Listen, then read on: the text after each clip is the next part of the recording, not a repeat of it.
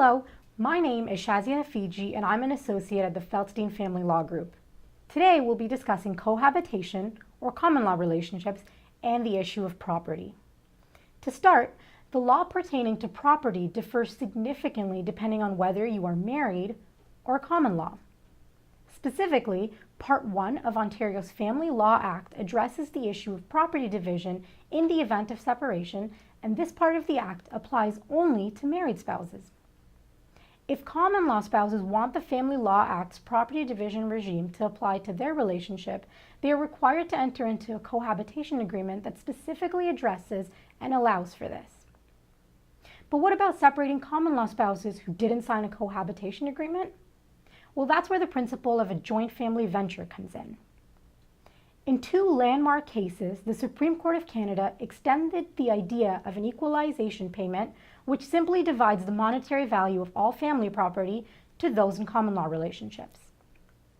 In order for this principle of joint family venture to be applicable, a party must demonstrate that their common law relationship meets certain criteria. Generally, courts extend property division rights to common law couples on a case-by-case basis. In doing so, courts consider several factors, such as mutual efforts, economic integration, priority of the family, and actual intent. In terms of mutual effort, courts will consider the length of the relationship. They'll look for indicators such as the decision to have and raise children together, and assess whether the parties formed a true partnership and jointly worked towards important mutual goals. For economic integration, courts will look to see whether there was a commingling or integration of the couple's finances, economic interests, and economic well-being. Simply put, the more the common law couple acted as though they were one unit, the more likely a court is to find that the parties had engaged in a joint family venture.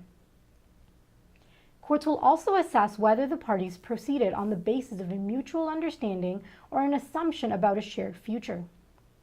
For example, if one spouse left the workforce to raise the party's children, or if the spouses jointly relocated in order to benefit one of the spouse's careers. Courts have also cautioned that it is necessary to examine the actual intent of the parties. For example, if one or both of the spouses kept their financial and business affairs separated, a court may find that the parties didn't engage in a joint family venture.